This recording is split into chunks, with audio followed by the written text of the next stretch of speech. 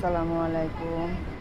দেখুন বন্ধুরা, আমি 4টে আলু নিয়েছি আর 4টে আলু দিয়েছি। এতগুলো নাস্তা হয় মানে ভাবা যায় না। আর খুব সহজেই, সবচেয়ে সহজ উপায়, মানে সহজ নাস্তা বানালে বুঝতে পারবেন। তাই এখানে নিয়েছি কিছুটা আটা আর চালের গুঁড়ো একসাথে মিক্স করে নিব।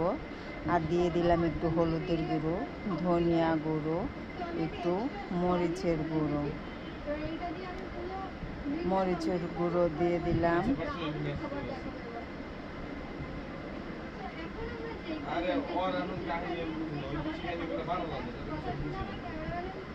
দিয়ে দিলাম স্বাদ অনুযায়ী লবণ। এখন দিয়ে দিব একটু খাবার সোডা, মানে বেকিং সোডা, আর দিয়ে দিলাম কিছুটা ধনিয়া পাতা। এগুলো দিয়ে ভালো করে মিশিয়ে নিব। আর অল্প অল্প পরিমাণে একটু পানি দিয়ে দিয়ে গুলিয়ে নিব, মানে বেটারটা বানিয়ে নিব। দেখুন, এটা হাত দিয়েও করতে পারেন, আমি চামচ দিয়েই করেছি। ভালো করে বেটারটাও অনেকক্ষণ ফেটাতে হবে, তাহলে কিন্তু খুবই মুচমুচে খাস্তা হবে।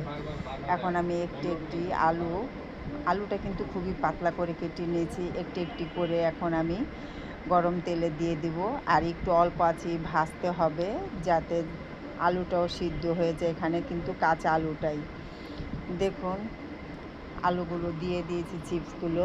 এখন আমি এক পিঠ ভেজে নিয়েছি। দেখুন, ভাজা হয়ে গেছে, কি সুন্দর দেখাচ্ছে। অনেকগুলো চিপস, খুব কম সময়, অল্প সময়ের মধ্যে। বন্ধুরা, যদি ভিডিওটা ভালো লাগে একটা লাইক, শেয়ার, কমেন্ট করবেন। কমেন্ট করে জানাবেন। ভিডিওটি সম্পূর্ণভাবে দেখে আমার চ্যানেলটি সাবস্ক্রাইব করে দিবেন, পাশে থাকবেন।